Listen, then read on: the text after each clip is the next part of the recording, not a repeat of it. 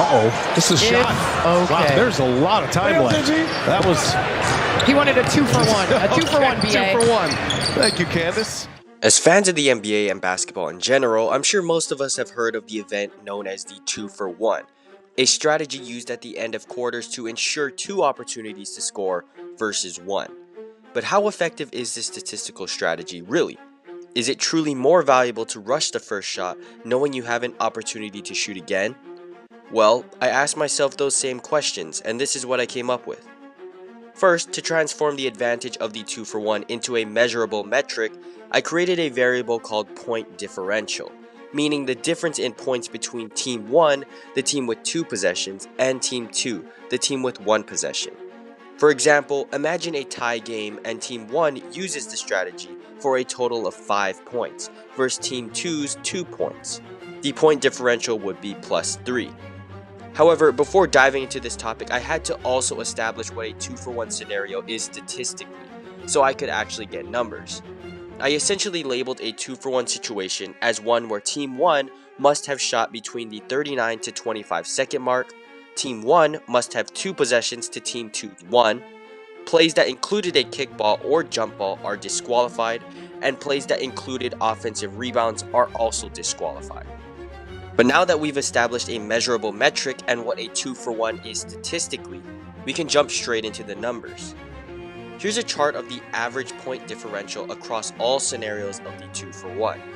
The league's average point differential is plus +0.77 from the 2001 season to the current NBA season. This may not seem like a significant difference at first glance, but the theoretical gain is approximately 4 points, assuming the strategy is done once per quarter. And 4 points can often be enough to decide the outcome of games. However, it is also worth noting that the most common occurrence is a point differential of 0, showing that this strategy may also not be worth it at all. But if that's the case, why do teams continue to employ this strategy? Well, one reason could be fouls. This is a chart displaying the frequency of fouled 2-for-1s versus non-fouled 2-for-1s in correspondence to their point differential outcome. As we know, fouled shots result in free throws, meaning more efficient shot options, making it significantly easier for teams to score points, hence resulting in a higher point differential. When a foul is only called for the team with 2 possessions, the average point differential increases from plus +0.77 to plus +1.16. A significant increase in point differential that may make a team go all in on the 2-for-1 strategy. But I know what you're thinking. Fouls don't happen all the time, so why would this make that much of a difference?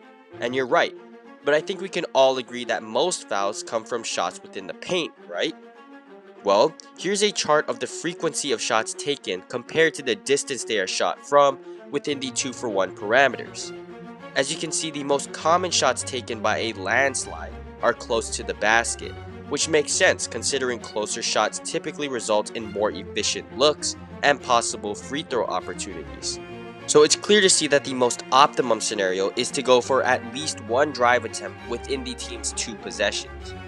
But if we look at this strategy logically, it does make sense. Obviously, getting 2 shots versus 1 is an advantage. However, the main flaw with my analysis and the 2-for-1 in general is the inability for me to factor in shot quality. There are times when teams get too carried away with going for the 2-for-1 that they shoot any shot they can, just to get an opportunity to shoot again.